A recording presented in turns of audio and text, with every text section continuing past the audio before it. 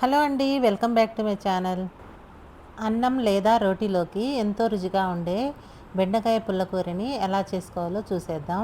ఒక్కసారి ఇలా చేసి పెట్టారంటే అన్నం తినేటప్పుడు ప్రతి ముద్దకి ఆహా అనాల్సిందే, అంత కమ్మగా ఉంటుంది. ఆలస్యం చేయకుండా ప్రాసెస్లోకి వెళ్ళిపోదాం.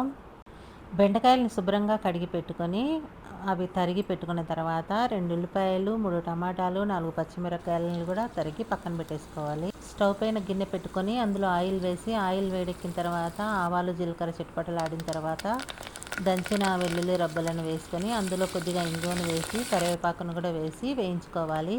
అవి కొద్దిగా వేగిన తర్వాత అందులో పచ్చిమిరపకాయలు, ఉల్లిపాయలను వేసి వేయించుకోవాలి. పచ్చిమిరపకాయలు, ఉల్లిపాయలు కొద్దిగా మెత్తబడిన తర్వాత తరిగి పెట్టుకున్న టమాటా ముక్కల్ని కూడా వేసి టమాటాలు కొద్దిగా మగ్గేంత వరకు వేయించుకోవాలి. ఇప్పుడు టమాటాలు కూడా బాగా మగ్గిన తర్వాత అందులోకి మనం తరిగి పెట్టుకున్న బెండకాయలని వేసి కలుపుకోవాలి. బెండకాయల్ని మగ్గించుకున్న టమాటాల్లో వేసి బాగా కలుపుకోండి.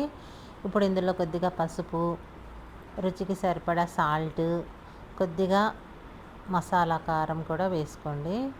ఇలా మసాలా కారం కూడా వేసుకున్న తర్వాత పుల్లగూర కాబట్టి కొద్దిగా చింతపండు కూడా వేసుకొని కలుపుకోండి.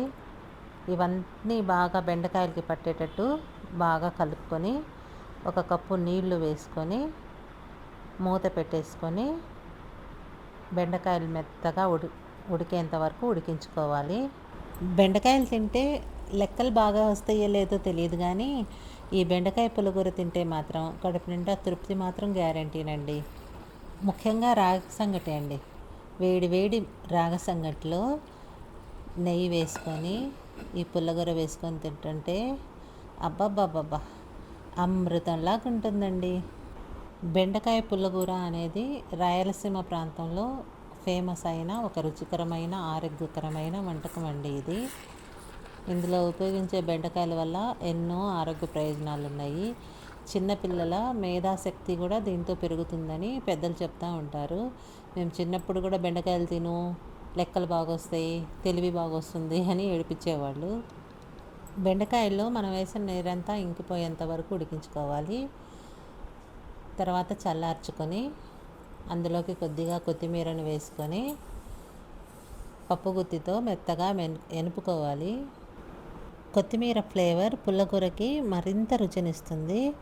ఇలా ఎలుపుకున్న పుల్లగూరను నేరుగా తినేయచ్చు, కానీ మరింత రుచిగా కావాలంటే పైన ఆవాలు, జీలకర్ర, కరివేపాకు, ఎండుమిర్చితో పోపు వేసుకోండి.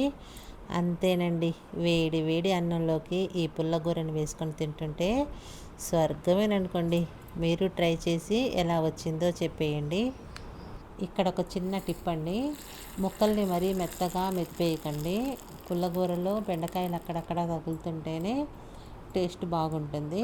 వీడియో నచ్చితే లైక్ చేయండి, షేర్ చేయండి, నా ఛానల్ని సబ్స్క్రైబ్ కూడా చేసుకోండి. Thank you for watching.